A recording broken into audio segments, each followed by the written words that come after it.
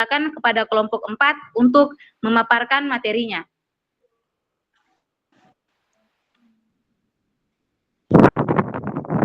Baik, terima kasih moderator.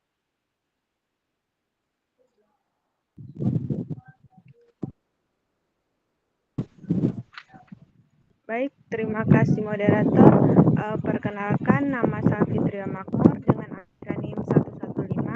Di sini saya sebagai pemateri dengan judul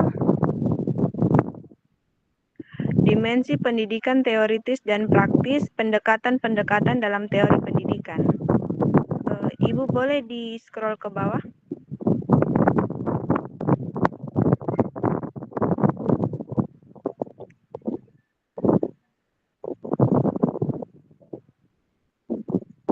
Oh, maaf Ibu, di pokok bahasa. Baik, di sini ada bagian A yang dimana dimensi pendidikan teoritis dan praktis. Pendidikan merupakan aspek fundamental dalam kehidupan manusia yang tidak hanya berfokus pada penyampaian ilmu pengetahuan, tetapi juga pada pembentukan karakter dan keterampilan. Yang pertama adalah dimensi teoritis dalam pendidikan. Dimensi teoritis dalam pendidikan mencakup teori-teori, konsep, dan prinsip-prinsip yang menjadi dasar bagi penyelenggaraan pendidikan. Beberapa teori yang penting dalam pendidikan antara lain yang pertama adalah teori kognitivisme. Ibu di scroll di bawahnya. Teori ini menekankan pentingnya proses berpikir dan pemahaman dalam pembelajaran. Menurut teori ini, pendidikan harus fokus bagaimana siswa memproses informasi dan mengembangkan kemampuan berpikir kritis. Yang bagian B adalah teori konstruktivisme. Teori ini mengajarkan bahwa pengetahuan dibangun melalui pengalaman langsung dan interaksi dengan lingkungan. Dalam konteks pendidikan, guru berperan sebagai fasilitator yang membantu siswa membangun pengetahuan mereka sendiri. Yang bagian C adalah teori behaviorisme. Pada teori ini, fokus utama adalah perubahan perilaku yang dapat diamati sebagai hasil dari proses pembelajaran. Penguatan dan hukuman digunakan untuk membentuk perilaku siswa. Yang bagian 2 adalah dimensi praktis dalam pendidikan. Dimensi praktis dalam pendidikan merujuk pada penerapan teori-teori pendidikan dalam situasi dan konteks yang nyata. Ada beberapa aspek yang termaksud dalam teori pendidikan adalah yang bagian A adalah metode pengajaran. Metode pengajaran yang digunakan oleh guru sangat menentukan efektivitas proses pembelajaran. Beberapa metode yang populer adalah ceramah, diskusi, simulasi, dan pembelajaran berbasis proyek. Yang bagian B adalah penilaian dan evaluasi. Penilaian yang dilakukan oleh pendidik untuk mengetahui sejauh mana pemahaman dan perkembangan siswa terhadap materi yang diajarkan. Bagian C adalah pengelolaan kelas. Pengelolaan kelas adalah kemampuan guru untuk menciptakan lingkungan belajar yang kondusif. Bagian 3 adalah hubungan antara dimensi teoritis dan praktis dalam dimensi pendidikan. Dimensi teoritis dan praktis pendidikan saling berkaitan erat. Teori memberikan dasar yang kuat bagi praktik pendidikan yang dilakukan di lapangan, sementara praktik yang dilakukan di lapangan juga memberikan umpan balik yang berharga untuk pengembangan teori. Kedua dimensi ini harus berjalan sering untuk menciptakan proses pendidikan yang efektif dan bermakna. Yang pertama adalah integrasi teori dengan praktik. Agar pendidikan berjalan dengan efektif, guru perlu mengintegrasikan teori yang dipelajari dengan situasi konkret yang dihadapi di kelas. Yang bagian 2 adalah refleksi praktik untuk pengembangan teori pengalaman yang diperoleh dari praktik. Pendidikan di lapangan dapat menjadi bahan refleksi bagi para pendidik dan peneliti untuk mengembangkan teori yang lebih relevan dan aplikatif. Baik, materi selanjutnya saya akan berikan kepada rekan saya.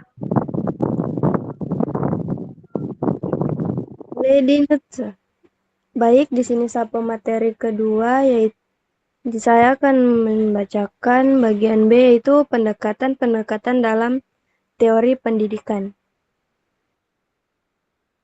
Pendidikan sebagai salah satu proses penting dalam pembentukan karakter dan pengembangan potensi manusia. Tidak terlepas dari berbagai pendekatan yang digunakan untuk memfasilitasi pembelajaran.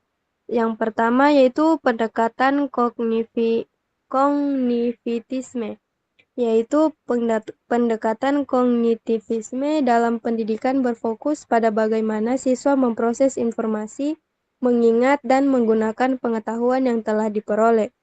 Ciri-ciri pendekatan kognitivisme yaitu fokus pada proses berpikir dan pemecahan masalah, menekankan pentingnya pemahaman konsep, bukan sekedar menghafal informasi, mendorong siswa untuk aktif dalam membangun pengetahuan melalui refleksi dan aplikasi.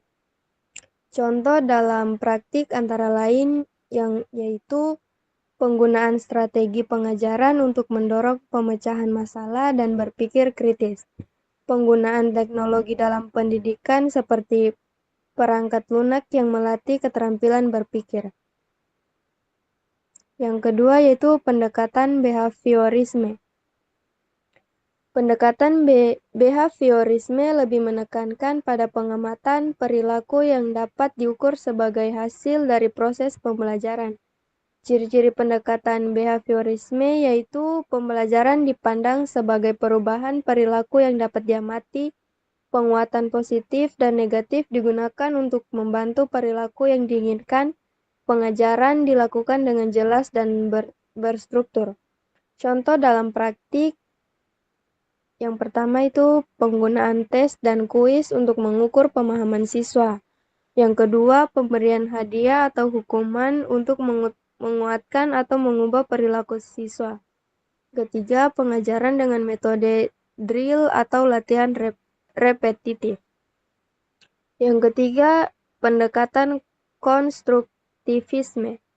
Pendekatan konstruktivisme menekankan bahwa pengetahuan dibangun oleh siswa melalui pengalaman langsung dan interaksi dengan dunia sekitar.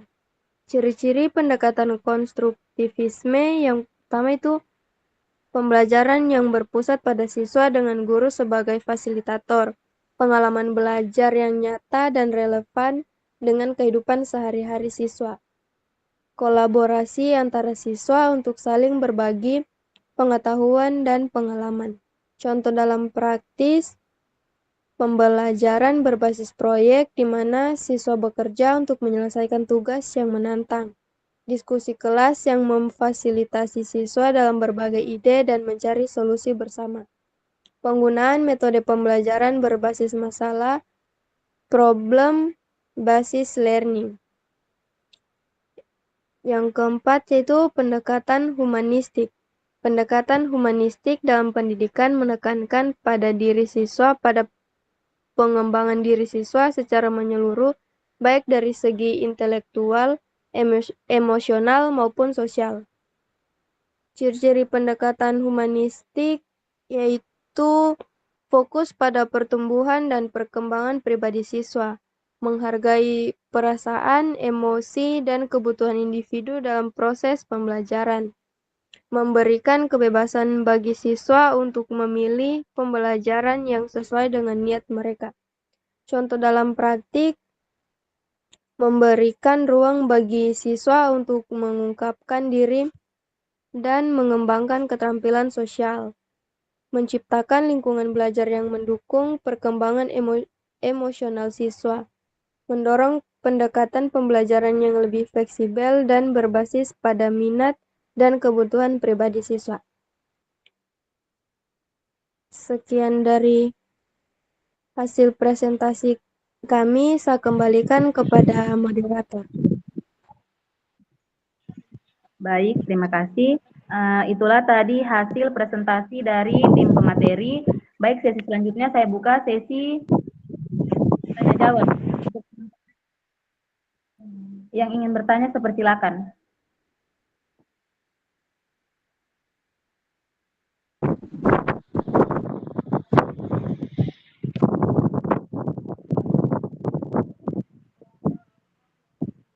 Baik, untuk Saudari Nur Afia, saya persilakan. Baik, terima kasih banyak kepada moderator yang telah memberikan saya kesempatan untuk mengajukan pertanyaan. Dan Ibrahim 135. Di sini saya ingin bertanya, bagaimana pendidikan teoritis dapat diterapkan dalam praktik pembelajaran di kelas.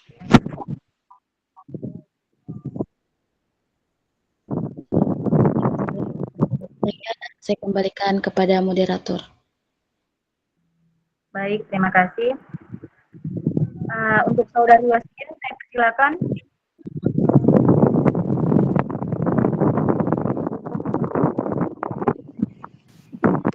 Baik, terima kasih moderator. Jadi saya akan bertanya, pertanyaan saya itu, mengapa pendekatan humanistik lebih menekankan pada kebutuhan emosional dan sosial siswa dalam pembelajaran?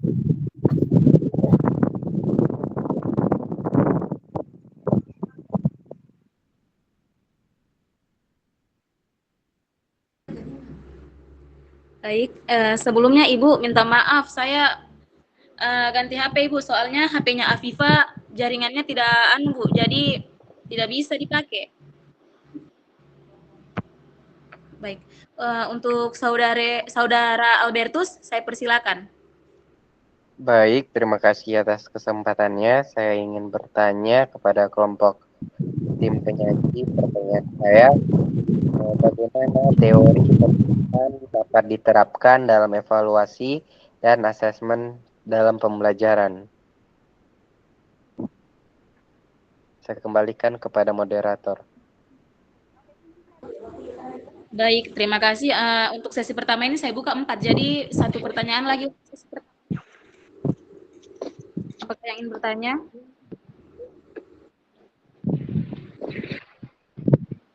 Oke, baik. Saudari Arabella, saya persilakan. Oke, baik. Terima kasih moderator. Nama saya Zahra Arabella dengan akhiran NIM 137.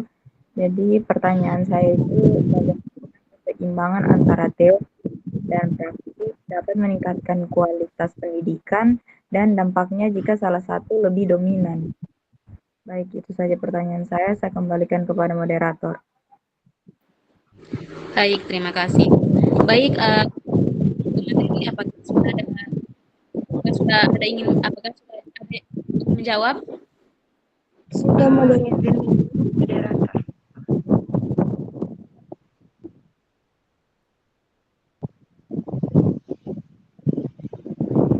Moderator izin menjawab. Baik, saya persilakan Saudari Fitria. Baik, terima kasih moderator. Di sini saya ingin menjawab pertanyaan dari Saudara Albertus. Pertanyaan itu kan bagaimana teori pendidikan dapat diterapkan dalam evaluasi dan asesmen pembelajaran.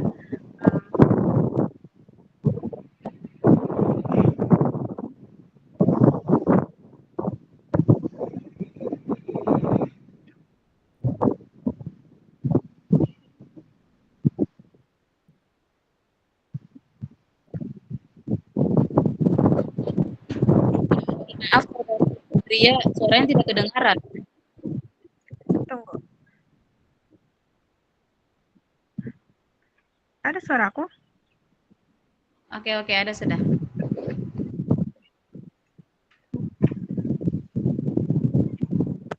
Fit, mungkin kipas anginmu, Fit, babunyi. Saya di luar. Oke, jadi jawaban itu adalah teori pendidikan bisa diterapkan dalam evaluasi dan asesmen pembelajaran untuk memastikan bahwa penilaian tidak hanya menilai hasil belajar siswa, tetapi juga proses pembelajaran mereka. Ada teori diterapkan dalam evaluasi dan asesmen. Yang pertama adalah teori konstruktivisme. Dalam teori ini dianggap sebagai pembangun pengetahuan. Evaluasi dan asesmen akan fokus pada bagaimana siswa memahami dan menghubungkan informasi baru dengan yang sudah mereka ketahui. Jadi bukan hanya mengukur seberapa banyak yang mereka ingat, tetapi seberapa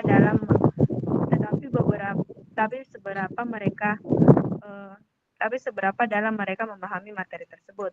Yang kedua, teori behaviorisme. Teori ini fokus pada halo. Ketika menjelaskan jangan membaca ya Fitria, kelihatan sekali cepat sekali ininya bicaranya. Seperti yang di pekan kemarin membaca. Jangan cepet-cepet nggak kedengeran, terus nggak dipahamin juga gitu ya. Coba kalau bicara Iya, jangan dibaca ya. Silakan dilanjut. maaf Bu. Baik, di sini saya akan menjawab pertanyaan dari Saudari Albertus. Jadi, teori pendidikan bisa diterapkan dalam evaluasi dan asesmen pembelajaran untuk memastikan bahwa penilaian tidak hanya menilai hasil belajar siswa, tetapi juga proses pembelajaran mereka. Ada beberapa cara teori pendidikan diterapkan dalam evaluasi dan asesmen. Yang pertama adalah teori konstruktivisme. Dalam teori ini, siswa dianggap sebagai pembangun pengetahuan. Evaluasi dan asesmen akan fokus pada bagaimana siswa memahami dan menghubungkan informasi baru dengan yang sudah mereka ketahui. Jadi, bukan hanya mengukur seberapa banyak yang mereka ingat, tetapi seberapa dalam mereka memahami materi tersebut. Yang kedua adalah teori behaviorisme. Teori ini fokus pada perubahan yang bisa diukur dalam perilaku siswa. Evaluasi akan mengukur seberapa baik siswa dapat melakukan tugas yang telah diajarkan, seperti dalam tes objektif atau kuis yang menguji pengetahuan atau keterampilan tertentu. Misalnya, jika siswa sudah menguasai suatu topik, maka hasil ujian mereka menunjukkan bahwa perilaku atau pengetahuan mereka telah berubah sesuai dengan tujuan pembelajaran. Yang ketiga adalah teori humanistik. Teori ini menekankan pada perkembangan pribadi dan emosional siswa. Dalam evaluasi, penilaian lebih berfokus pada proses pembelajaran yang mendukung pertumbuhan pribadi siswa, seperti penilaian formatif yang memberikan umpan balik berkelanjutan. Contohnya, penilaian diri atau diskusi kelompok bisa digunakan untuk menilai sejauh mana siswa berkembang secara pribadi dan sosial, bukan hanya dari segi akademik. Yang keempat adalah teori kognitif. Teori ini berfokus pada bagaimana siswa mengolah informasi dan memecahkan masalah.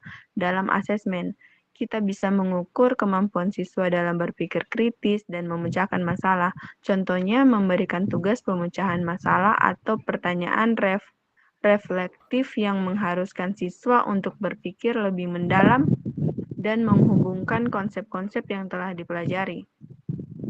Yang terakhir adalah teori pembelajaran sosial. Dalam teori ini, siswa belajar banyak melalui interaksi dengan orang lain. Oleh karena itu, dalam evaluasi, penilaian bisa dilakukan melalui penilaian sejawat atau kerja kelompok untuk melihat bagaimana siswa bekerja sama, berbagi pengetahuan, dan belajar dari teman sekelas mereka. Ini juga penting untuk menilai keterampilan sosial dan kolaboratif mereka. Sekian jawaban dari saya kembalikan kepada moderator. Baik, terima kasih. Sebelum saya kembalikan ke pemateri, saya kembalikan dulu ke forum. Apakah ada yang ingin menambahkan? Oh, baik, untuk Saudari Naila Darwis, saya persilakan.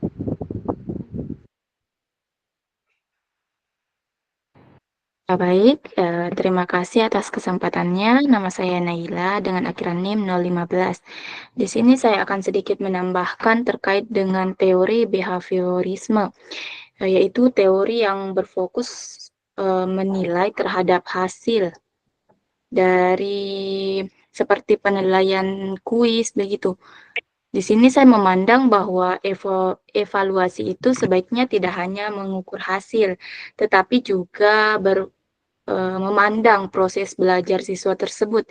Jika kita hanya mengandalkan teori behaviorisme ini, maka seperti aspek sikap dan kreativitas siswa itu tidak dilihat dengan jelas ataupun terabaikan, sehingga harus digunakan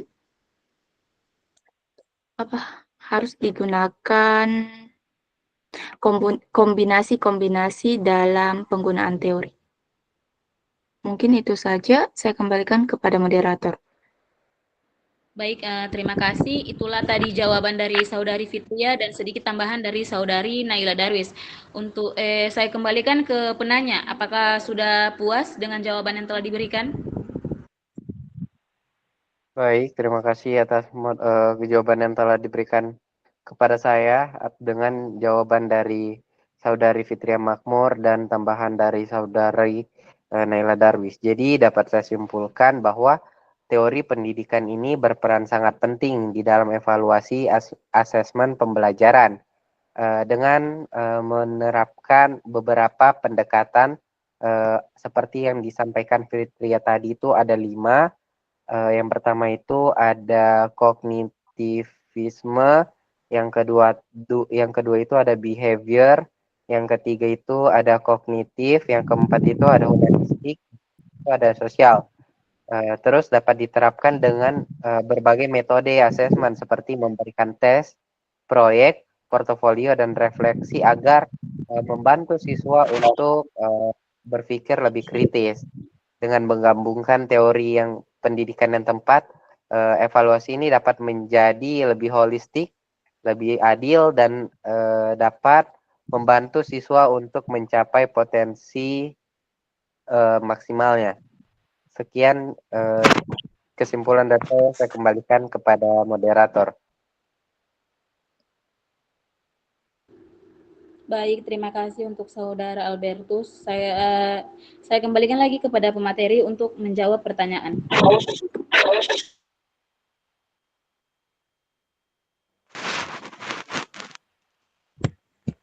Izin moderator. Baik, untuk Saudari Nurila, persilakan. Baik, saya akan menjawab pertanyaan Saudari Nur Afia. Bagaimana pendidikan teoritis dapat diterapkan dalam praktik pembelajaran di kelas?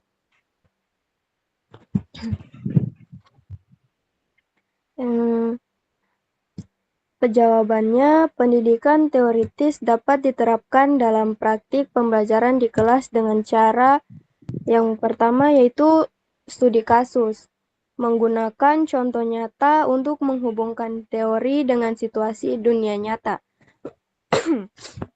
Yang kedua ada diskusi interaktif, yaitu mendorong siswa untuk menganalisis dan mengkritisi teori melalui debat atau tanya jawab. Yang ketiga, simulasi dan role playing, yaitu mempraktikkan konsep dalam situasi buatan seperti simulasi sidang atau eksperimen laboratorium. Yang keempat, yaitu project-based learning. Siswa menerapkan teori dalam proyek nyata seperti pembuatan laporan, penelitian, atau desain produk. Yang kelima, yaitu teknologi interaktif, seperti menggunakan video, aplikasi, atau simulasi digital untuk memperjelas teori yang diajarkan. Dengan metode ini, siswa tidak hanya memahami teori, tetapi juga mampu menggunakannya dalam konteks praktis. Itu saja jawaban yang dapat saya berikan. Saya kembalikan kepada moderator. Baik, terima kasih. Sebelum saya kembalikan ke penanya, sebelumnya saya kembalikan dulu ke forum. Apakah ada teman-teman yang ingin menambahkan?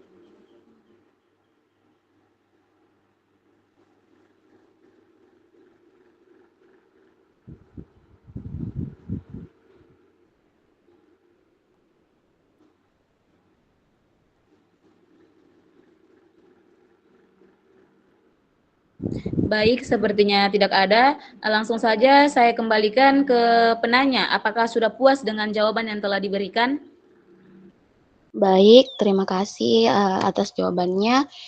Yang dapat saya simpulkan yaitu ada beberapa yang dapat kita terapkan dalam praktik pembelajaran di kelas, yaitu yang pertama studi kasus, yang kedua diskusi interaktif, yang ketiga simulasi dan role player, yang keempat project based learning, dan yang terakhir yaitu teknologi interaktif. Itu saja yang dapat saya simpulkan. Saya kembalikan kepada moderator.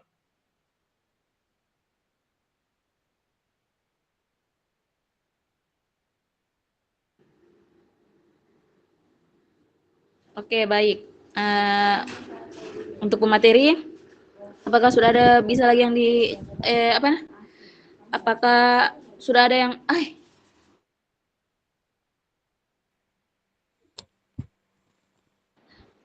saya kembalikan lagi kepada pemateri untuk menjawab pertanyaan teman-teman. Izin moderator. Baik, Saya persilakan Saudari Nurila. Baik, saya akan menjawab pertanyaan Wastia.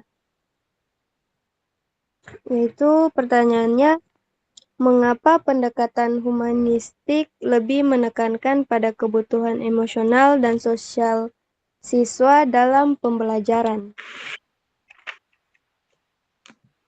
Jawabannya, pendekatan humanistik dalam pembelajaran lebih menekankan pada kebutuhan emosional dan sosial siswa karena berlandaskan pada prinsip bahwa setiap individu memiliki potensi unik yang dapat berkembang secara optimal dalam lingkungan yang mendukung kesejahteraan psikologis mereka. Berikut alasan utama mengapa pendekatan ini lebih fokus pada aspek emosional dan sosial. Yang pertama yaitu pembelajaran berpusat pada siswa, yaitu pendekatan humanistik lebih menetapkan siswa sebagai subjek utama dalam proses belajar. Yang kedua, teori hierarki kebutuhan Maslow, atau pendekatan ini terinspirasi dari teori Abraham Maslow yang menyatakan bahwa individu harus memenuhi kebutuhan dasarnya atau fisiologis, keamanan, kasih sayang, dan penghargaan sebelum mencapai aktualisasi diri. Yang ketiga ada mendorong kepercayaan diri dan kemandirian. Dengan menekankan aspek emosional, pendekatan humanistik membantu siswa mengenali potensi diri, mengatasi ketakutan dalam belajar, dan mengembangkan kepercayaan diri yang tinggi. Yang keempat, pentingnya interaksi sosial. Belajar bukan hanya soal akademik, tetapi juga bagaimana siswa berinteraksi, bekerja sama, dan memahami perasaan orang lain. Yang kelima itu menekankan nilai dan empati. Pembelajaran yang humanistik tidak hanya berfokus pada pengetahuan, tetapi juga pada nilai-nilai kehidupan seperti empati, penghargaan terhadap perbedaan, dan sikap positif dalam menghadapi tantangan. Yang keenam itu mengurangi stres dan tekanan dalam belajar. Pendekatan ini menciptakan lingkungan yang nyaman dan suportif, sehingga siswa tidak merasa takut melakukan kesalahan dan lebih berani untuk bereksplorasi dalam belajar. Dengan kata lain, pendekatan humanistik menganggap bahwa belajar yang efektif terjadi ketika siswa merasa dihargai, didukung, dan memiliki kebebasan untuk mengekspresikan diri dalam lingkungan yang positif. Itu saja jawaban yang dapat saya sampaikan. Saya kembalikan kepada moderator. Baik, terima kasih. Sebelum saya kembalikan ke penanya, saya kembalikan kepada forum. Apakah ada yang ingin menambahkan?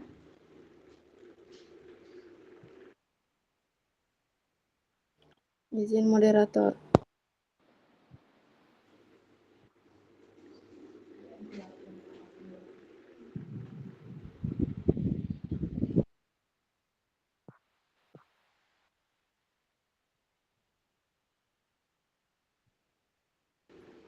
Moderator izin. Iya, saya persilakan Naila. Oke, baik. Kedengaran suaraku, Tiara? Kedengaran, Nai.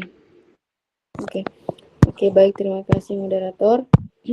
Jadi, saya ingin menambahkan sedikit dari pertanyaan. Mengapa pendekatan humanistik lebih menekankan pada kebutuhan emosional dan sosial siswa? Jadi, pendekatan humanistik itu lebih fokus pada perasaan dan hubungan sosial siswa karena lebih percaya kalau belajar itu bakal lebih efektif kalau mereka merasa aman, dihargai, dan punya koneksi dengan orang lain. Terus kalau emosinya stabil dan mereka nyaman di lingkungan belajar, mereka jadi lebih semangat dan bisa berkembang dengan maksimal. Jadi intinya itu bukan cuma soal nilai atau akademik, tapi juga bagaimana caranya mereka itu tumbuh jadi pribadi yang percaya diri dan siap menghadapi dunia. Misalnya itu kayak mengajukan hierarki kebutuhan, di mana kebutuhan fisiologis itu rasa aman, cinta, dan penghargaan harus dipenuhi sebelum seseorang dapat mencapai aktualisasi diri. Dalam konteks pendidikan itu, siswa yang merasa dihargai, diterima, dan memiliki hubungan sosial yang baik lebih termotivasi untuk belajar dan berkembang secara optimal. Mungkin itu saja, saya kembalikan kepada moderator. Baik, terima kasih. Itulah tadi jawaban dari Saudari Nurila dan tambahan sedikit dari Saudari Naila Huria Balkis. Saya kembalikan ke penanya. Apakah sudah puas dengan jawaban yang telah diberikan? Baik, terima kasih moderator. Terima kasih atas pemateri dan tambahan dari Naila Huria Balkis. Jadi yang dapat saya simpulkan bahwa pendekatan humanistik dalam pendidikan ini menekankan pada kebutuhan emosional dan sosial siswa, karena prinsip dasarnya berfokus pada pengembangan individu secara menyeluruh dari segi emosional maupun sosial. Seperti yang dijelaskan oleh pemateri tadi, beberapa alasannya yaitu yang pertama itu ada mendorong kepercayaan diri atau kemandirian, kemudian ada menekankan nilai dan empati, kemudian juga ada mengurangi stres dan tekanan dalam pembelajaran. Pendekatan humanistik ini dapat menciptakan lingkungan yang mendukung secara emosional dan sosial. Pendekatan ini dapat mendorong siswa untuk merasa dihargai, aman, dan termotivasi dalam belajar. Mungkin itu saja dari saya kembalikan ke moderator. Baik, terima kasih. Saya kembalikan ke penanya untuk menjawab pertanyaan.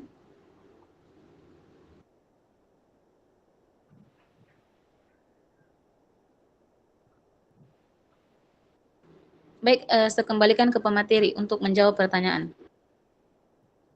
Moderator izin bertanya. Baik, saya persilakan Saudari Fitria. Yang pertanyaan selanjutnya ini punyanya Zahra Arabella. Iya.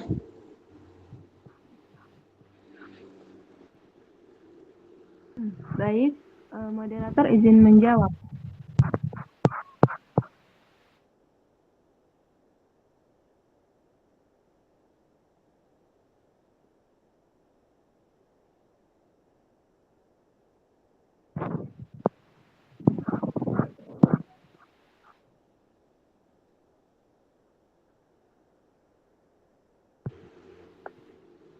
Untuk pemateri, apakah sudah bisa menjawab? Izin menjawab, moderator. Baik, saya persilakan.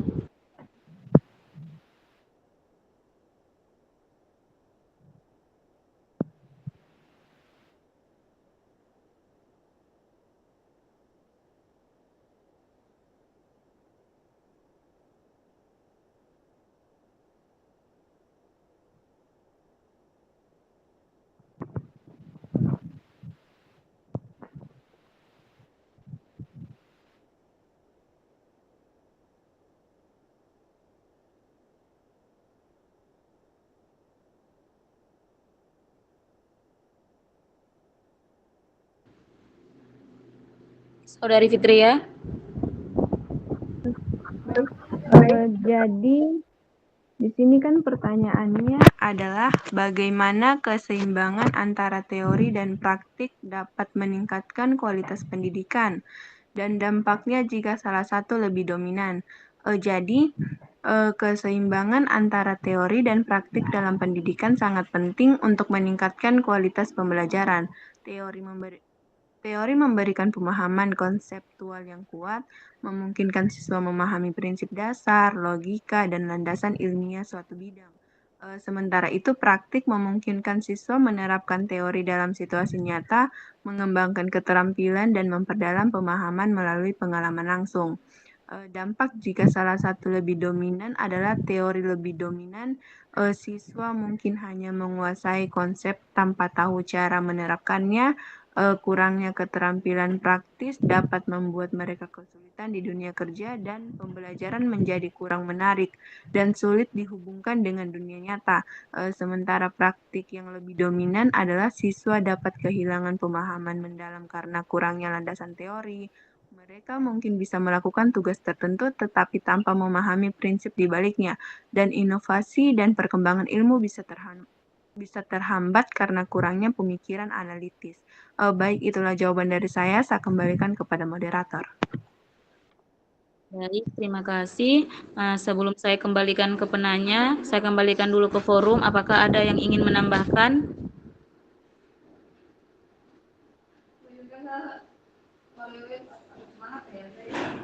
Baik. Izin moderator Izin menambahkan. moderator. Oh. Yang ingin menambahkan siapa? Izin moderator. Izin moderator. Oke, baik. Untuk Saudari Nurul Hidayah Maharani, saya persilakan. Oke, terima kasih atas kesempatannya. Tadi kan ada pertanyaan, apa dampaknya jika salah satu lebih dominan antara teori dan praktik. Nah, di sini kalau seumpama teori lebih dominan, ini dapat mengakibatkan ketidak relevan dengan dunia kerja, di mana pembelajaran menjadi terlalu abstrak dan tidak terkait dengan kebutuhan dan tantangan di dunia kerja. Kemudian, kebosanan dan kurangnya motivasi, di mana siswa mungkin merasa bosan dan tidak termotivasi jika pembelajaran terlalu berfokus pada teori tanpa penerapan praktis. Nah, jika praktik lebih dominan, maka muncul ketidakmampuan untuk beradaptasi, di mana siswa mungkin kesulitan beradaptasi dengan situasi baru atau masalah yang kompleks jika mereka tidak memiliki dasar teoretis yang kuat. Kemudian praktik yang salah, di mana tanpa dasar teori yang kuat, bisa saja praktik yang dilakukan adalah praktik yang salah dan dilakukan ini dapat dilakukan secara terus-menerus. Oke, mungkin hanya itu yang dapat saya tambahkan. Selebihnya saya kembalikan kepada moderator. Baik, itulah tadi jawaban dari Saudari Fitria dan tambahan dari Saudari Nur Hidayah Maharani. Langsung saja saya kembalikan ke penanya. Apakah sudah puas dengan jawaban yang telah diberikan? Oke, baik. Terima kasih atas jawaban yang telah diberikan pemateri dan juga tambahan dari Saudari Nur Hidayah Maharani. Jadi yang dapat saya simpulkan dari jawaban tadi bahwa keseimbangan antara teori dan praktik ini dalam pendidikan sangat penting untuk meningkatkan kualitas pembelajaran. Jadi teori ini memberikan pemahaman yang konseptual yang kuat untuk memungkinkan seorang siswa itu dapat memahami prinsip dasar, logika, dan landasan ilmiah dalam suatu bidang. Terus sementara itu untuk praktik dapat memungkinkan seorang siswa itu menerapkan teori dalam situasi yang nyata. Jadi dapat mengembangkan keterampilannya dan memperdalam pemahamannya melalui pengalaman langsung. Kemudian ada juga tadi disebutkan dampak jika salah satu itu lebih dominan dan teori lebih dominan. Jadi dampaknya itu siswa mungkin hanya menguasai konsep tanpa tahu cara menerapkannya. Kemudian itu kurang keterampilan praktis dapat membuat mereka itu kesulitan di dunia kerja. Kemudian ada juga tadi praktik yang lebih dominan. Jadi siswa itu dapat kehilangan pemahaman yang mendalam karena kurang landasan teori. Jadi mereka mungkin bisa melakukan tugas tertentu, tetapi tanpa memahami prinsip balikannya. Kemudian juga ada tadi tambahan dari Saudari Maharani yang dimana itu teori dominan itu tidak relevan dengan dunia kerja karena dapat membuat kebosanan jadi siswa itu kurang memahami teori tanpa praktik. Jadi itu saja yang dapat saya simpulkan. Saya kembalikan kepada moderator. Baik, terima kasih. Langsung saja di sini saya akan membuka sesi tanya jawab yang kedua. Di sini saya membuka 3 pertanyaan. Untuk teman-teman saya persilakan memberikan pertanyaan.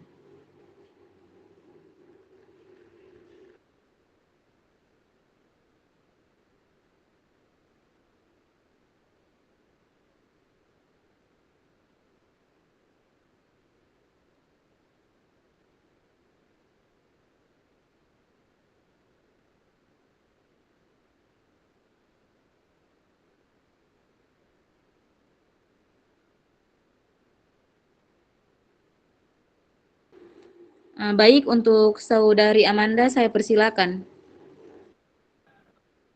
Baik, perkenalkan nama saya Amanda dengan akhiran NIM 063 ingin bertanya bagaimana dimensi praktis dalam pendidikan diterapkan dalam proses pembelajaran.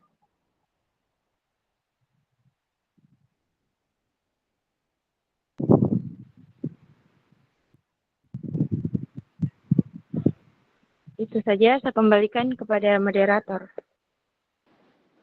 Baik, terima kasih. Untuk teman-teman, apakah ada lagi yang ingin bertanya?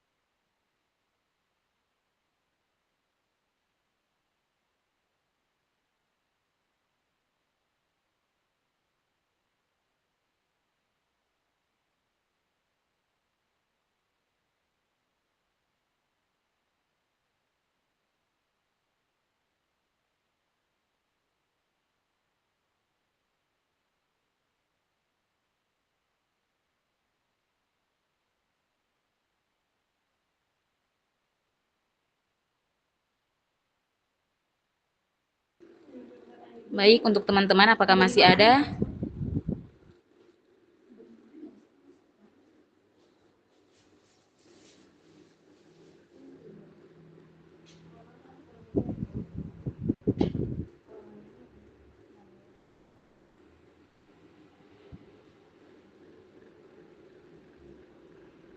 Baik, untuk teman-teman yang balis pertanyaan di grup, Saudari Najwa Putri Julia dengan Amalia Amanda, apakah ingin memberikan pertanyaan?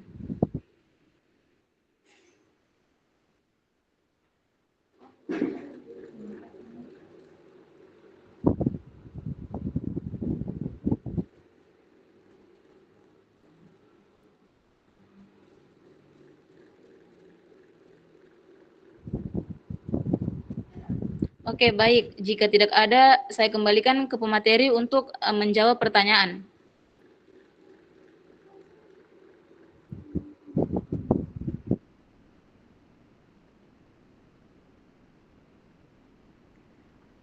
Moderator izin menjawab.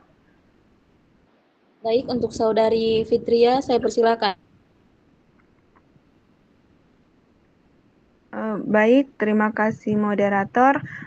Di sini kan pertanyaannya bagaimana dimensi praktis dalam pendidikan diterapkan dalam proses pembelajaran. Jadi dimensi praktis dalam pendidikan diterapkan dalam proses pembelajaran melalui berbagai metode yang memungkinkan siswa memperoleh pengalaman langsung dalam memahami dan menerapkan konsep. Salah satu penerapannya adalah melalui pembelajaran berbasis praktik, seperti eksperimen dan simulasi, yang membantu siswa menghubungkan teori dengan kenyataan.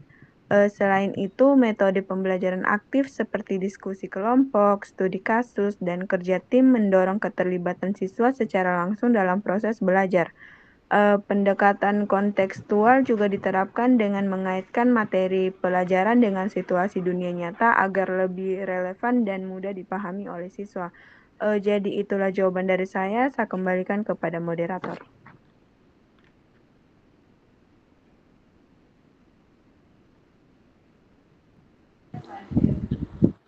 Baik, terima kasih. Sebelum saya kembalikan ke penanya, sebelumnya saya kembalikan ke forum. Apakah ada yang ingin menambahkan?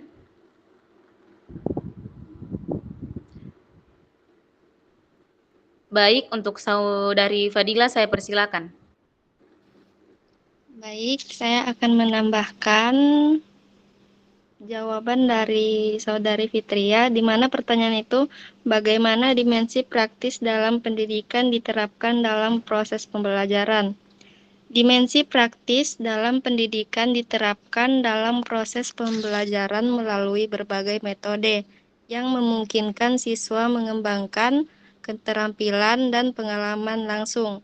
Salah satunya adalah pembelajaran berbasis proyek, di mana siswa diberikan tugas nyata yang mendorong mereka untuk menerapkan teori dalam penyelesaian masalah.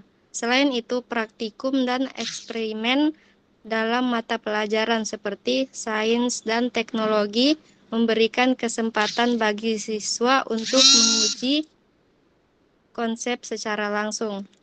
Baik, itu saja yang dapat saya tambahkan. Saya kembalikan ke moderator. Baik, itulah tadi jawaban dari Saudari Fitria dan tambahan dari Saudari Fadila.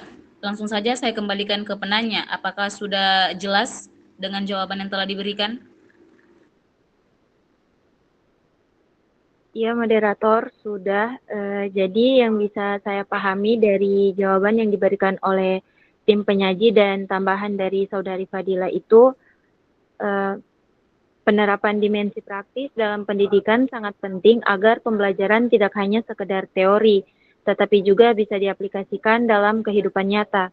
Dengan berbagai metode yang melibatkan pengalaman langsung, siswa dapat lebih mudah memahami materi, mengembangkan keterampilan berpikir kritis, serta lebih siap menghadapi tantangan di dunia kerja dan masyarakat.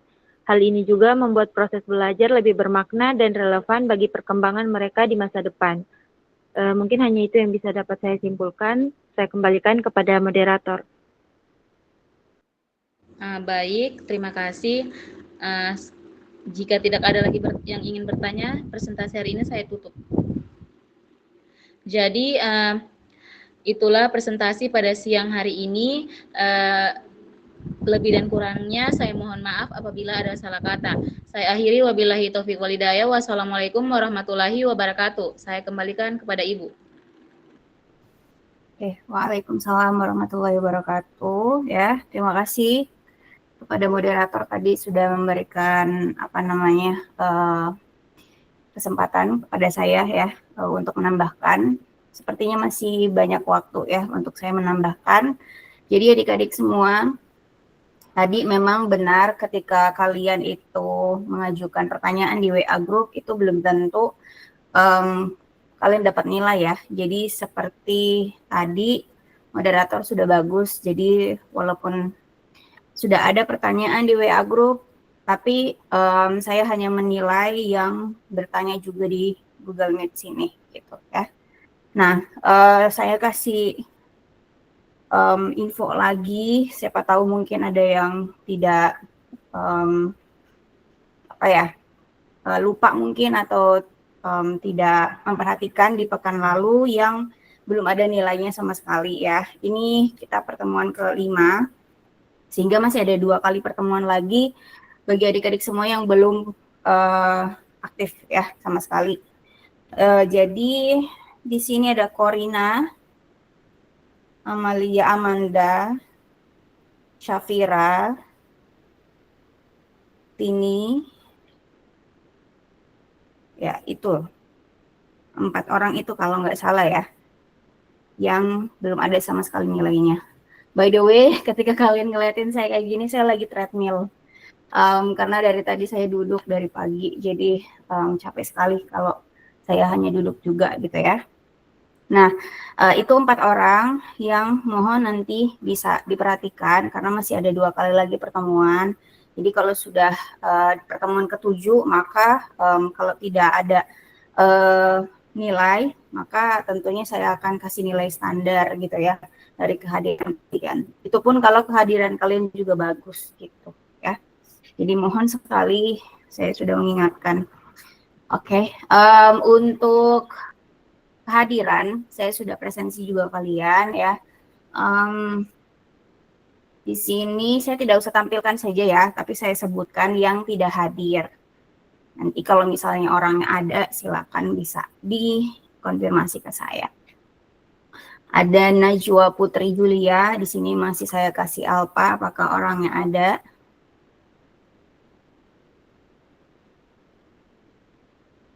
Hanya 1 orang saja yang saya kasih alpha hari ini.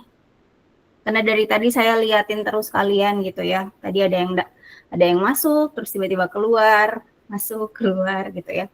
Entah mungkin itu karena jaringan atau apapun itu gitu alasannya. Jadi hanya 1 orang, apakah orangnya ada? Kalau tidak ada, berarti saya kasih tetap alpha ya. Sisanya semuanya sudah saya kasih hadir. Tinggal nanti ketua kelas mohon bisa nanti silakan bertanya lah ke operator atau wadek gitu ya, biar bisa ada namanya di KRS ini gitu, disiapkan gitu ya. Tapi saya sudah kasih hadir untuk ketua kelas walaupun belum ada di sini namanya ya. Oke, itu untuk presensi berarti sudah selesai juga ya. Nah, sekarang saya mau memberikan tambahan kepada kalian. Kenapa tadi saya menginterupsi ketika pemakalah menjawab? Nah, balik lagi adik-adik, di sini kita itu belajar ya. Kalau misalnya kalian sudah tahu dan sudah lancar, maka harusnya nggak usah di sini gitu ya. Nah, tadi saya ingatkan kepada kalian semua bahwa ketika kita belajar itu kelihatan kalian itu sedang misalnya membuat suatu kalimat gitu atau misalnya membuat suatu argumen, itu kelihatan sekali gitu ya. Dan juga kedengaran sekali juga gitu ya dari saya sendiri gitu ya. Nah, makanya kalau saya minta kalian untuk menjelaskan dengan kalimat sendiri harusnya lebih bagus daripada kalian hanya membaca saja gitu ya. Karena kalau membaca aja ya kita sama aja, misalnya gini, tadi pemakalah dapat bacaan ya udah kirim aja ke WA grup, kita baca sendiri gitu ya. Nah, itu beda kan dibandingkan kita membuat sendiri kalimatnya gitu ya. Nah, tadi juga saya tampilkan kepada kalian semua PPT-nya lagi walaupun sudah sesi diskusi, karena sebenarnya pemakalah tinggal ke situ aja gitu rujukannya gitu ya. Jadi sesi presentasi itu bukan tanpa arti ya. Bukan hanya sekedar ya udah formalitas kita mengikutin aturan ya udah presentasi dulu baru diskusi. Nah, tapi presentasi tadi itu harusnya diperhatikan oleh audiens dan itu yang ditanyakan karena itu yang dijelaskan gitu ya. Entah mau konfirmasi terkait apa yang sudah ditulis atau mungkin mau apa bertanya di situ di kalimat atau gagasan yang ada di PPT di situ, itu baru yang sesuai sebenarnya gitu ya. Nah, moderator sebenarnya juga bisa membatasi, misalnya kita materinya temanya tentang ini, ada pertanyaan yang keluar dari tema. Harusnya moderator juga bisa gitu. Kalaupun misalnya ada yang tidak sesuai dengan tema pertanyaannya. Karena pertanyaan, kita memberikan pertanyaan, membuat pertanyaan itu juga tidak gampang gitu ya. Memberikan pertanyaan apalagi menjawab, dua hal ini sulit sebenarnya gitu. Makanya saya minta kalian untuk prepare pertanyaan jauh-jauh hari sebenarnya gitu, untuk pemakalah bisa menyaring apakah misalnya pertanyaannya siapa dengan siapa itu bisa dijawab 1 kali karena sama gitu. Itu tidak muncul di sini gitu ya, tidak muncul di pertemuan ini juga gitu ya. Sedangkan saya saja kemarin harus mengingatkan lagi kepada kalian gitu kan, bagaimana persyaratan untuk masuk ke kelas gitu ya. Nah, apalagi kesadaran untuk itu tadi gitu ya. Itu masih kayak PR sekali buat kalian gitu. Jadi mohon adik-adik jangan ketika saya misalnya tidak mengingatkan lagi di WA group, belum tentu itu tidak berlaku, itu tetap berlaku gitu. Saya hanya pengen tahu ini kok nggak muncul-muncul gitu, entah moderator dan notulennya belum ada namanya di situ gitu, pertanyaannya belum ada gitu ya. Makanya baru lagi saya info lagi ke WA group, baru lagi mungkin kalian sadar lagi atau mungkin ingat lagi gitu ya. Jadi mohon jangan kayak gitu lagi gitu ya di mata kuliah bersama saya ya. Itu saja saya harus ingatkan lagi gitu. Jadi mohon kesadarannya. Oke, saya ini lagi apa namanya sharing lagi tadi PPT-nya, karena sebenarnya tadi PPT-nya udah sesuai dengan tema ya terkait teori dimensi dan pendekatan.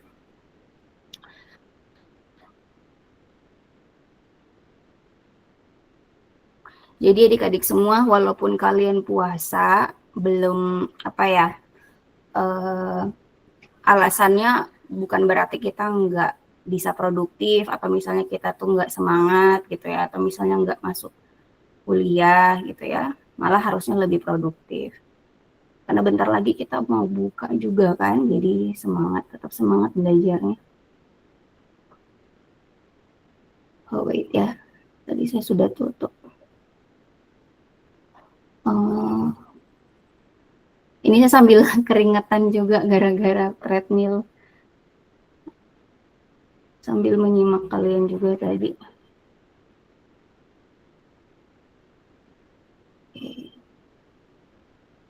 Tadi kita bahas tentang teori dan praktisnya ya dalam segi atau dimensi itu sendiri ya.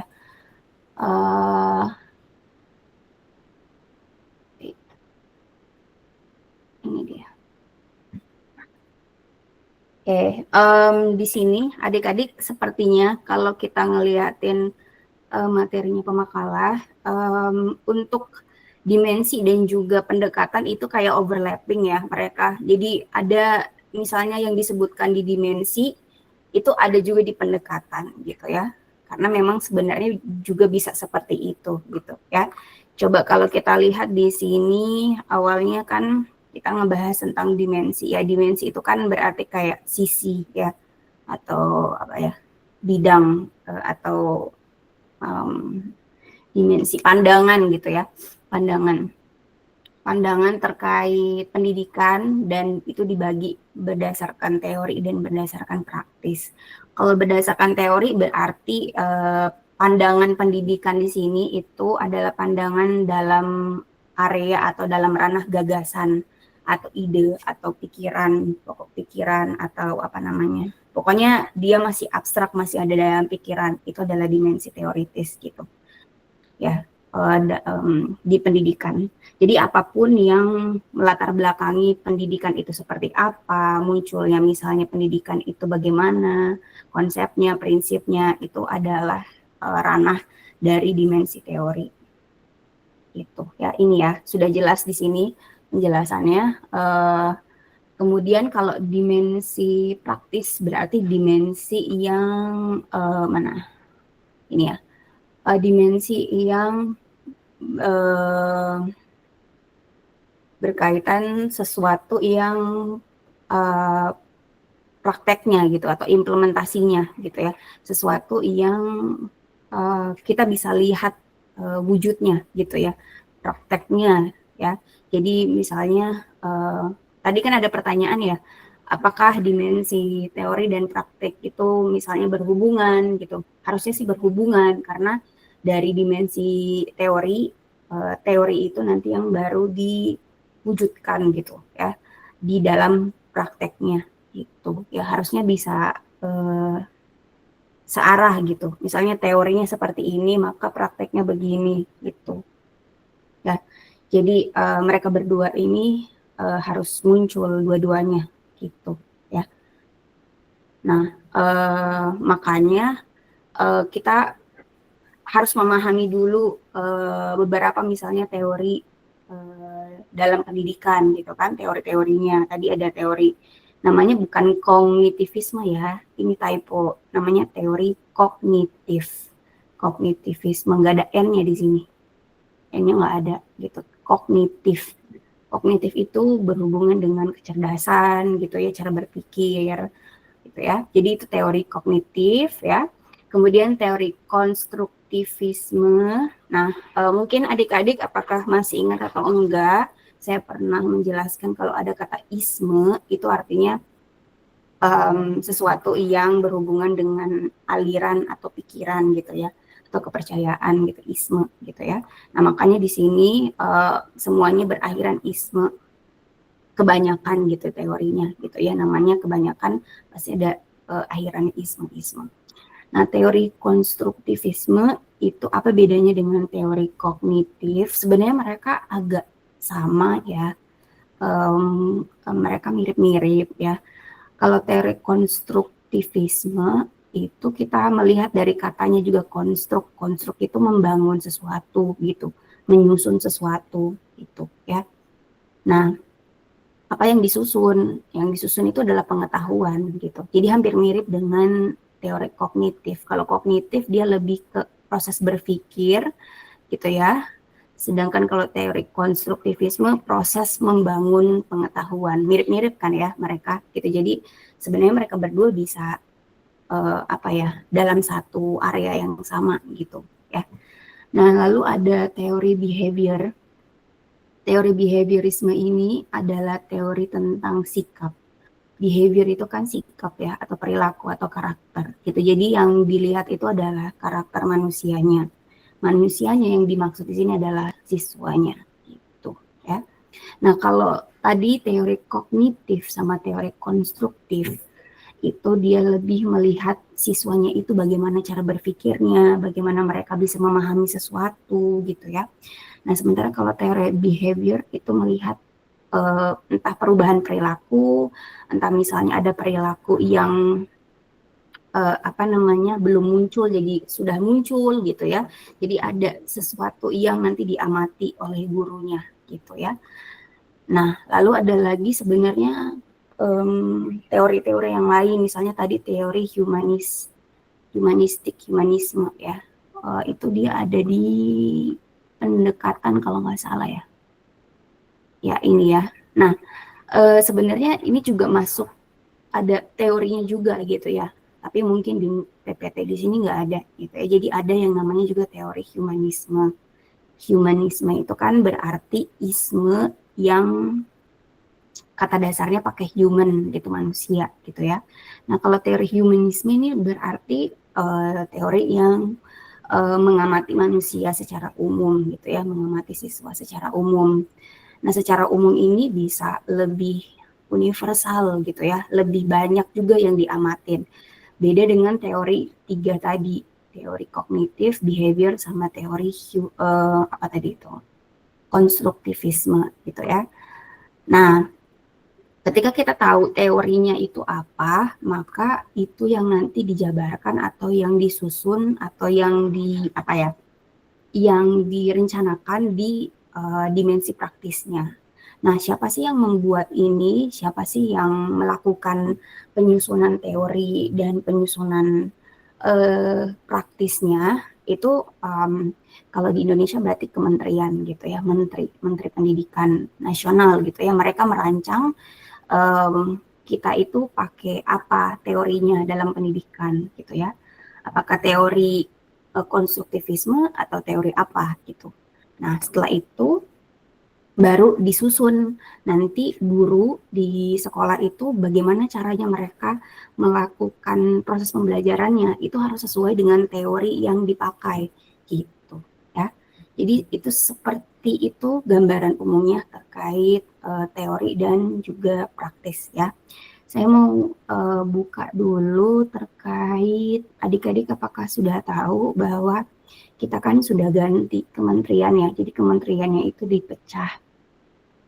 Yang tadinya jadi satu, Kementerian Pendidikan Dasar dan Kementerian Pendidikan Tinggi gitu ya, itu awalnya jadi satu, sekarang udah dipecah gitu ya, sehingga ada kebijakannya juga yang berbeda-beda dari Kementerian Pendidikan Dasar dan juga Kementerian Pendidikan Tinggi.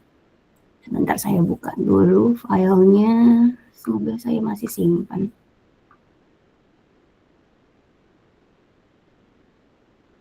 Baik.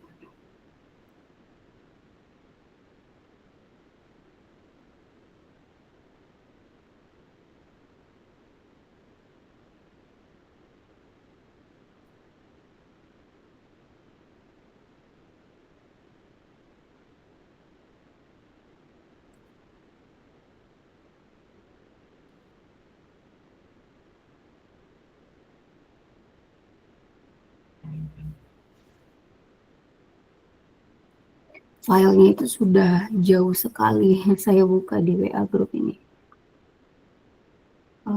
Saya mau buka terkait kebijakan kurikulum yang kita pakai di pendidikan dasar, itu dia level SD sampai SMA. Nah, kalau dulu kan kita pakai, masih tetap sih sebenarnya masih pakai kurikulum Merdeka, tapi ada yang berubah, ada yang sedikit berubah dari kementerian ini. Ini dia. Semoga ya, saya download dulu.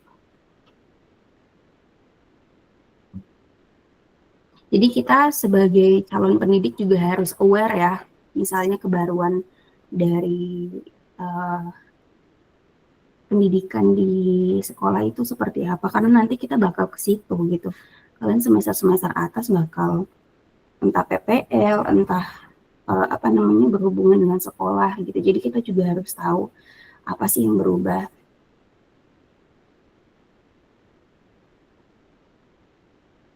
Mungkin kalian pernah dengar ada istilah yang namanya deep learning, pembelajaran lebih dalam bermakna. Itu sekarang lagi digagas dan mungkin mau diberlakukan di sekolah gitu ya, walaupun masih tetap pakai kurikulum Merdeka. Mana ya? Saya taruh di mana? Oh, ini naskah akademiknya.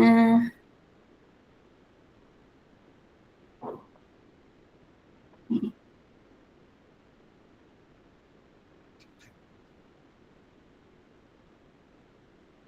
Oke, ini ya. Jadi nanti kita pakai ini untuk pembelajaran di sekolah.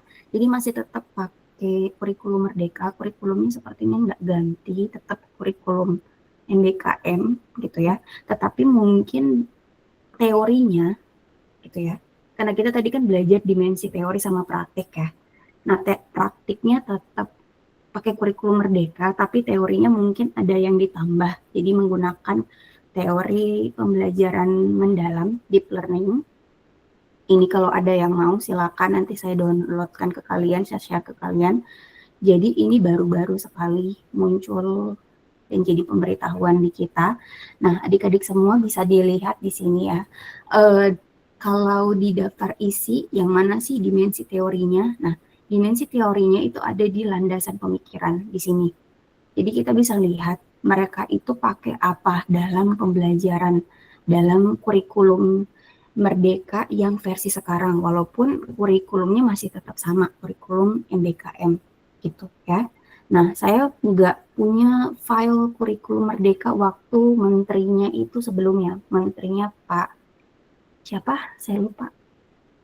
Pak Nadiem ya. Kalau sekarang kan bukan Pak Nadiem ya. Mana tadi landasan? Ini pendahuluan. Nah, ini landasan pemikirannya. Jadi landasan pemikirannya, ini yang kita lagi bahas sekarang adik-adik. Jadi apa yang kita pelajari itu bukan sesuatu yang ngawang-ngawang ya, filsafat itu, tapi yang kita hubungkan dengan yang sekarang ini ya. Bisa dilihat di sini secara teorinya dia pakai pendekatan milik John Dewey ini ya. Dia kognitif kalau nggak salah. kemudian ini ada Dewey tadi ya, John Dewey, Ausubel, Ornstein and Hankins, Rob Tyler. Nah, kita mempelajari ininya gitu ya, filsafatnya ini gitu ya. Jadi mereka menggunakan filsafat atau tokoh-tokoh pemikiran dari mereka ini, John Dewey, Ausubel, Ornstein and Hankins, hingga Ralph Taylor. Nah, nanti kalian silakan bisa dicari. Misalnya John Dewey itu dia lebih ke teori mana gitu. Apakah kognitif atau konstruktif atau humanisme atau behavior. Kalau nggak salah kayaknya Dewey itu kognitif atau konstruktivisme gitu ya. Kemudian kalau Ausubel kayaknya lebih ke, kalau nggak humanistik atau behavior gitu ya, saya nggak hafal juga. Nanti silakan bisa dicari ya.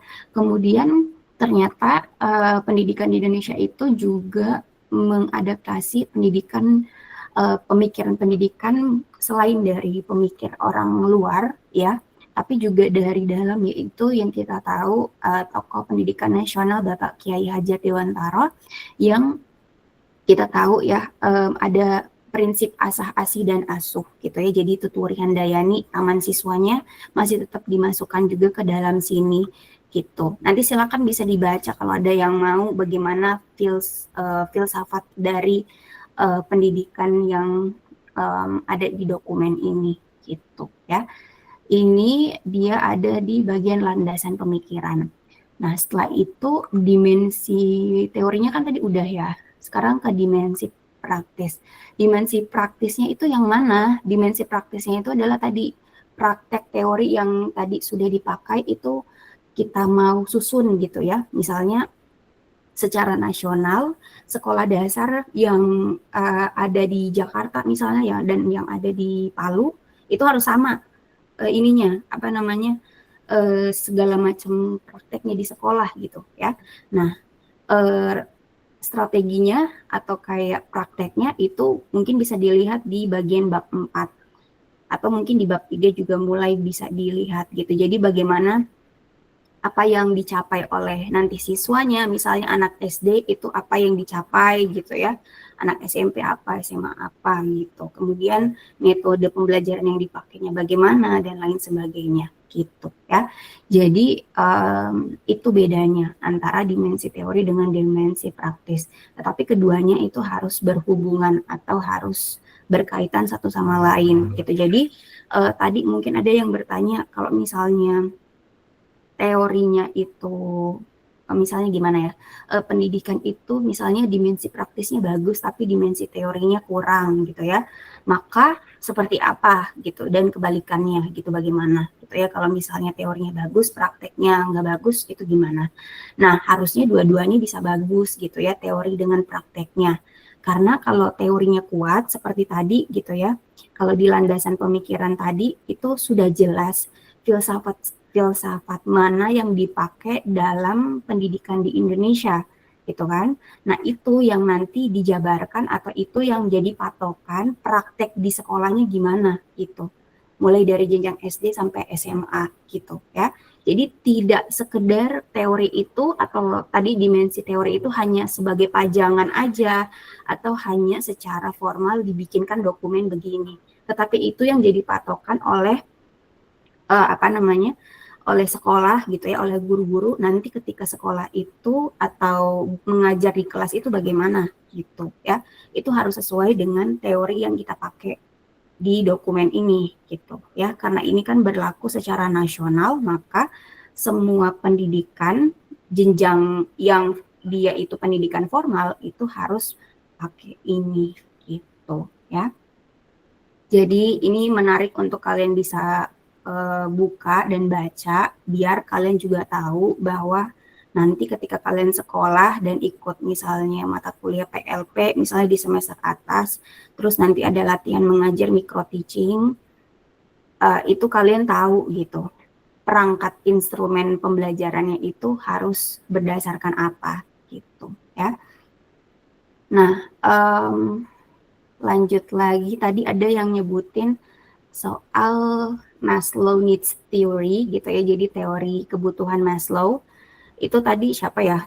Kayaknya pemakalah ya, membahas ada hierarki teorinya Maslow, walaupun kayaknya kalau nggak salah Maslow itu bukan teoritis pendidikan ya, tapi dia teoritis ekonomi, tapi bisa juga kalian lihat di sini, mungkin ini tadi kayaknya hubungannya ke teori pendidikan siapa ya tadi, humanisme ya kalau nggak salah ya. Nah, jadi kalau teori pendidikan humanisme memang kita harus melihat manusia itu level kebutuhannya apa gitu ya. Karena misalnya pendidikannya memang pakai teori pendidikan humanisme gitu ya. Di sini adik-adik bisa lihat kan teori Maslow. Ini ada piramida atau segitiga ya, di mana manusia itu ada kebutuhannya gitu ya, mulai dari bawah yang warna merah itu ya, physiological, terus yang kedua dari bawah yang warna orange itu safety and security, yang warna kuning love and belonging, yang hijau self esteem, dan yang ungu adalah self actualization. Jadi ketika misalnya pendidikan itu teorinya yang dipakai adalah teori humanisme, maka nanti praktek di dalam kelasnya itu harus bisa sesuai dengan ini juga. Misalnya kalau misalnya teori humanisme yang dipakai itu adalah yang punyanya Maslow, tapi bisa jadi beda-beda gitu ya. Jadi mungkin aja teori humanismenya itu sama ya, misalnya nih di suatu negara gitu ya, misalnya ada negara A dan negara B. Negara A dan negara B itu sama-sama menggunakan dimensi teorinya humanisme, tetapi harus bisa dilihat lagi, belum tentu mereka berdua prakteknya sama gitu, karena bisa jadi humanisme menurut negara A dan humanisme menurut negara B itu berbeda gitu ya, karena mereka merujuk ke teori manusia yang berbeda juga misalnya gitu ya. Jadi seperti itu. Nah, kemudian let's see again di PPT-nya.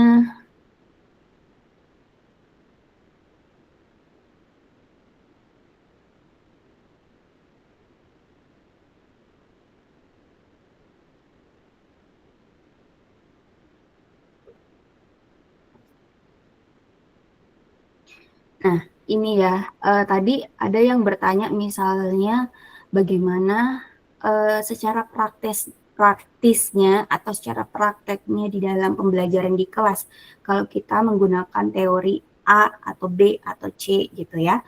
Nah, tadi saya sesuaikan aja, adik-adik sesuaikan aja di misalnya penjelasan yang ada di PPT sini. Misalnya tadi saya sudah bilang bahwa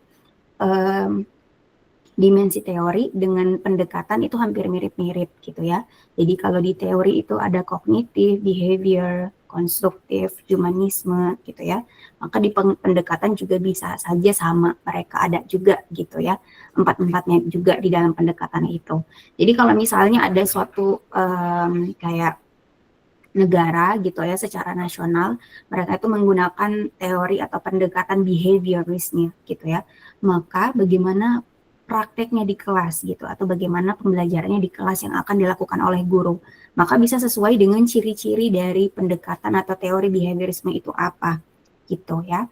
Karena teori behaviorisme itu adalah kita melihat adanya perilaku gitu ya, atau perubahan yang terjadi di siswa itu sebelum dan setelah mereka belajar, maka kita harus merancang pembelajaran di kelas itu agar kita bisa mengamati perilaku mereka.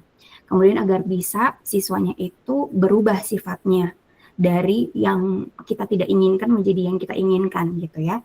Misalnya kalau di beberapa misalnya karakter siswa Indonesia itu apa misalnya? Ada banyak ya. Kalau dari Pancasila kan bertakwa kepada Tuhan gitu ya. Kemudian misalnya punya jiwa demokrasi gitu ya, dan lain sebagainya. Nah, sikap yang kita amati itu gitu ya, jadi harus sesuai dengan sikap atau karakter yang diinginkan oleh misalnya undang-undang gitu, atau misalnya menurut tujuan pendidikan itu apa gitu ya. Misalnya tadi salah satu sikapnya dari sekian banyak sikap adalah jujur gitu, atau misalnya apa, satu misalnya ya dari sekian banyak. Nah itu harus bisa kita amati di kelas gitu pada saat pembelajaran. Misalnya perilaku atau sikap yang kita pengen amatin adalah dia itu apa ya, misalnya apa, berjiwa demokrasi misalnya gitu ya. Nah, walaupun kita adalah guru IPA atau guru biologi di kelas gitu ya, kita masih harus tetap menggunakan pendekatan dan teori behaviorisme itu di dalam pembelajaran, yaitu di kelas itu kita harus ngeliatin sikap dari semua siswa di dalam kelas itu apakah mereka punya jiwa demokrasi atau tidak gitu ya. Nah, ciri-ciri demokrasi itu harus guru itu tahu apa ciri-cirinya. Misalnya mereka berani mengemukakan pendapat. Yang kedua, misalnya mereka siswa itu mau menyadari kesalahannya gitu ya. Kemudian yang ketiga misalnya jujur. Yang keempat misalnya dia terbuka dengan pendapat yang berbeda-beda gitu ya. Nah, ciri-ciri dari sikap demokrasi itu yang nanti harus diamatin oleh semua, oleh guru, untuk semua siswanya gitu ya. Jadi kayak satu kelas itu misalnya ada 30 orang siswa. Dalam satu pertemuan itu, guru harus melihat sikap demokrasi itu, walaupun kita adalah guru biologi dan belajarnya pada saat itu adalah mata pelajaran biologi gitu. Nah, kita harus merancang bagaimana caranya kita bisa melihat itu di siswanya gitu ya. Misalnya dengan metode yang dipakai, metode pembelajaran yang dipakai adalah dengan presentasi dan diskusi misalnya gitu ya. Nah, presentasi dan diskusi itu nanti kita bisa melihat siswa yang misalnya yang berani tadi mengemukakan pendapat siapa, yang aktif siapa dan lain sebagainya gitu ya. Nah, dalam 30 siswa itu di satu kali pertemuan bisa jadi ada yang tidak muncul sikap itu di siswa yang misalnya mereka masih belum terbiasa untuk berbicara, atau misalnya mereka itu masih takut untuk mengemukakan pendapatnya, maka guru harus bisa melatih siswanya yang belum bisa, yang belum mencapai sikap itu, menjadi mereka terbiasa ke sikap itu gitu ya. Misalnya di pertemuan satu itu mereka ada yang belum muncul sikap demokrasinya. Maka nanti di pertemuan kedua itu guru bisa mungkin lebih fokus ke siswanya yang belum muncul sikap itu tadi gitu ya. Jadi di sini guru yang di kelas ya, guru yang harus bisa menerapkan dimensi teorinya di kelas gitu ya. Jadi sementara misalnya kayak Kementerian Pendidikan itu yang merancang dokumennya atau kayak panduan-panduan atau guidance yang harus guru itu perhatikan gitu ya. Jadi nanti panduan itu, buku tadi yang tadi saya kasih ke kalian misalnya, itu yang jadi panduan guru dalam pembelajaran di kelas gitu ya. Nah, begitu juga misalnya dengan teori atau pendekatan yang lain gitu ya. Tadi kan behavior. Misalnya kalau yang lain misalnya tadi apa? Konstruktivisme atau kognitivisme. Nah, itu pasti berbeda juga cara kita melakukan pembelajaran gitu ya sebagai guru untuk siswanya di kelas gitu, karena itu tadi teorinya atau pendapatnya itu beda gitu ya, cara pandang pendidikannya berdasarkan teori-teori itu berbeda gitu ya. Jadi sebenarnya gampang kalau adik-adik paham gitu bahwa teori itu porsinya segini, praktek itu porsinya segini, kemudian keduanya harus berhubungan satu sama lain gitu ya. Jadi teori harus sesuai dengan prakteknya gitu ya. Nah, alasan lain kenapa teori dengan praktek itu harus seimbang, artinya mereka sama-sama bagus semua gitu. Jadi teorinya bagus, prakteknya juga bagus, karena kita tahu bahwa pendidikan itu kan dia kalau secara formal itu kan dia skalanya nasional ya. Jadi dari jenjang SD, SMP, SMA. Nah, kalau misalnya jelas teorinya, kita pakai teori pendidikan apa, maka praktek itu kan ngikutin teori gitu ya. Nah, kalau misalnya prakteknya yang dilakukan itu selama misalnya beberapa tahun gitu ya, dilakukan, kemudian masih ditemukan misalnya ketidakefektifan atau misalnya belum bagus prakteknya, maka harus dievaluasi lagi gitu ya. Nah, pengevaluasiannya itu prakteknya yang dievaluasi apakah dia sudah bagus atau belum, itu nanti akhirnya merujuk lagi ke teorinya gitu ya. Kalau misalnya keduanya itu match, maka mudah gitu ya untuk misalnya Kementerian Pendidikan mengevaluasi bahwa oh ternyata prakteknya udah bagus. Nah, prakteknya itu sesuai dengan teori, tetapi misalnya tidak misalnya anak-anak yang lulus itu dalam pendidikan gitu ya, itu tidak adaptif misalnya, atau misalnya dia tidak memiliki keterampilan abad 21 gitu ya yang sekarang ini, maka evaluasinya itu nanti mulai dari teorinya gitu. Jadi bisa saja nanti hasil dari evaluasinya itu nanti entah teorinya akan diubah, teori pendidikannya gitu ya, atau misalnya mungkin bukan hanya satu teori aja, tapi bisa beberapa teori atau dikombinasikan gitu ya. Jadi seperti itu gitu ya. Jadi sebenarnya kita itu sekarang lagi belajar seolah-olah adik-adik semua itu menjadi pemangku pemangku kebijakan gitu ya, atau kementerian gitu, walaupun memang levelnya kita sekarang lagi diskusi gitu ya, diskusi biasa aja di kelas, tetapi sebenarnya yang kita bahas atau yang kita diskusikan sekarang itu benar-benar level ketika kita seolah-olah menjadi menteri gitu ya, seperti itu harusnya gitu ya. Jadi ya jawaban-jawabannya adik-adik harusnya benar-benar bisa bisa serius gitu ya. Jadi bukan hanya sekedar kita menjawab aja gitu, tapi kita benar-benar memikirkan misalnya kalau teori konstruktivisme itu bagaimana, prakteknya bagaimana gitu ya. Kemudian kalau prakteknya itu kurang bagus bagaimana gitu ya, dan lain sebagainya gitu ya. Jadi di sini adik-adik kita sudah mulai membahas hal-hal yang sebenarnya lebih serius ya dari pembahasan sebelum-sebelumnya gitu ya, karena kita udah harus berbicara tentang pendidikan gitu ya, versi filsafatnya gitu ya. Jadi mungkin itu ya tambahan dari saya, semoga bisa dipahamin bahwa dalam menjawab adik-adik bisa saja menampilkan PPT lagi dan kemudian bisa menegaskan misalnya ke yang bertanya bahwa kita tadi sudah membahas ini gitu, silakan dilihat di sini gitu ya, dan kita diskusikan gitu ya. Nah tapi tadi mungkin pemakalah tidak merujuk ke PPT-nya sendiri, tapi merujuk ke mungkin sumber lain yang tidak dipakai pada saat kita ditampilkan PPT-nya gitu ya. Itu sayang sebenarnya, karena kita sudah punya sumbernya gitu, kita sudah punya bacaannya gitu ya, tinggal kita eksplor aja lebih lanjut seperti apa gitu ya. Nah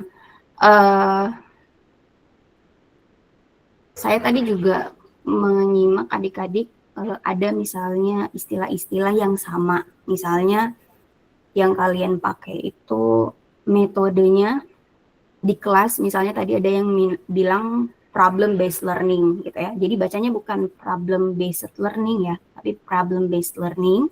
Kemudian ada juga tadi project based learning.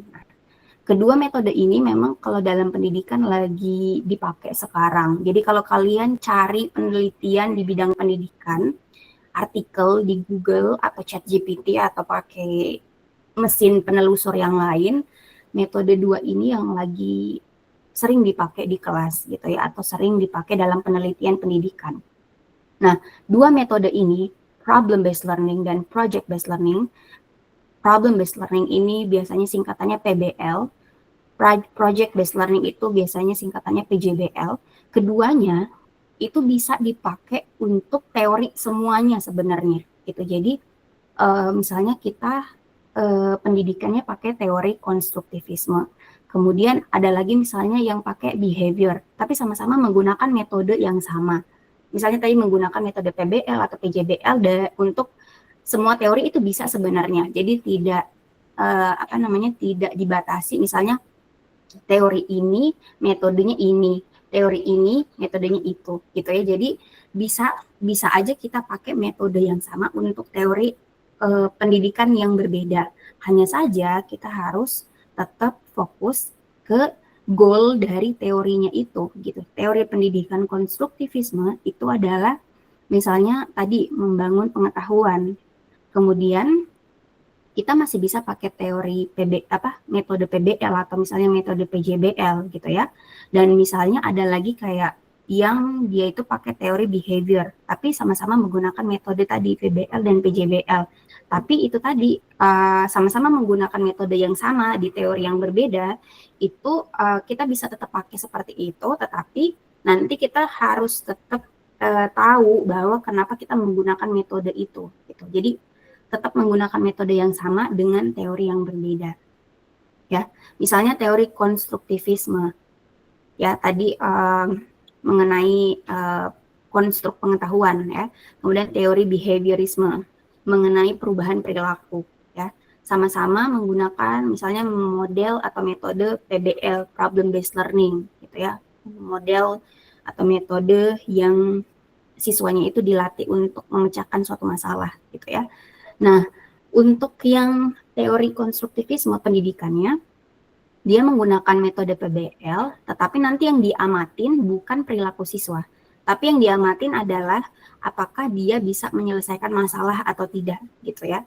Misalnya dengan si gurunya itu setelah diterapkan metode itu di kelas, siswanya itu bisa menjawab soal atau tidak, bisa misalnya jawabannya lebih banyak benar atau tidak, gitu ya. Nah, sementara kalau di teori behaviorisme, sama-sama menggunakan metode PBL, problem based learning, tapi yang diamati bukan pemecahan masalahnya saja, tetapi perubahan perilakunya juga, gitu ya. Jadi, evaluasinya bukan hanya apakah siswa itu bisa menjawab pertanyaan dengan benar atau tidak, tetapi juga dengan melihat apakah sikapnya itu berubah atau tidak, gitu ya. Misalnya selama pemecahan masalah itu kan mereka berdiskusi ya dengan teman-temannya, kemudian dia misalnya melakukan presentasi dengan hasil yang didapatkan. Nah, sikap yang muncul itu apa, gitu ya. Jadi bisa saja tadi metodenya sama dengan teori yang berbeda, maka evaluasinya atau cara guru itu mendapatkan goal atau tujuan pendidikannya itu bisa berbeda tergantung dari teorinya tadi gitu. Ya, kalau teori konstruktivisme misalnya dengan membagikan evaluasinya dengan membagikan kayak soal evaluasi pilihan ganda gitu ya yang dijawab oleh siswa masing-masing. Tapi kalau teori behaviorisme bisa saja evaluasinya bukan hanya siswanya itu mengerjakan soal pilihan ganda saja, tetapi juga misalnya dengan siswanya itu diamatin selama proses pembelajaran itu gitu ya. Jadi misalnya guru itu sudah menyediakan angket gitu ya, misalnya siswa A apakah muncul sikapnya yang ini, siswa B sikapnya yang mana yang muncul gitu, dan lain sebagainya gitu ya. Jadi semoga itu bisa adik-adik pahamin ya, karena sebenarnya ketika saya menambahkan ini, jawaban ini ke kalian, itu yang harusnya muncul pada saat kita diskusi gitu ya. Biar apa yang kita diskusikan itu nggak lewat-lewat gitu aja. Jadi tidak bermakna sama sekali takutnya gitu ya. Itu yang jadi momok mata kuliah filsafat gitu ya. Terlalu abstrak gitu ya. Tapi akhirnya pada saat prakteknya gimana? Harusnya sebenarnya tadi bisa dikaitkan yang dari gagasan tadi ke praktek di kelasnya itu gimana gitu ya. Oke, itu saja ya penjelasan dari saya. Silakan nanti kalau misalnya mau dibaca lagi PPT-nya silakan bisa dilihat ya di WA group, di link yang sudah saya sematkan, dan siapa tahu juga ada yang mau nonton rekamannya silakan, itu rekaman buat kalian gitu ya. Jadi bisa ditonton lagi, siapa tahu sekarang loading atau masih agak lemot gitu ya, karena udah siang gitu ya, udah terpakai semua energinya untuk berpikir dari pagi, jadi silakan nanti bisa ditonton lagi habis maghrib atau di hari-hari selanjutnya gitu ya. Kita ketemu lagi di pekan depan adik-adik, semoga bisa lebih bagus lagi presentasinya dan bisa muncul sebenarnya kualitasnya nanti perbaikan dalam kalian belajar di sesi 1 ini di sesi kedua ketika misalnya dosennya sudah ganti gitu ya. Jadi biar ada manfaatnya juga kita belajar kelas online seperti ini gitu. Saya ingatkan lagi ya yang tadi yang sebutkan namanya, yang belum ada nilainya mohon bisa hadir dan bukan hanya hadir tetapi juga bisa aktif karena saya menilai kalian itu juga dari keaktifan kalian gitu. Oke, itu saja untuk hari ini. Mohon maaf kalau misalnya ada hal yang kurang dari saya atau kesalahan dalam tutur kata. Mohon dimaafkan. Semoga puasanya lancar sampai maghrib nanti ya. Assalamualaikum warahmatullahi wabarakatuh dan selamat sore. Waalaikumsalam warahmatullahi wabarakatuh. Terima kasih, Ibu. Terima kasih. Silakan bisa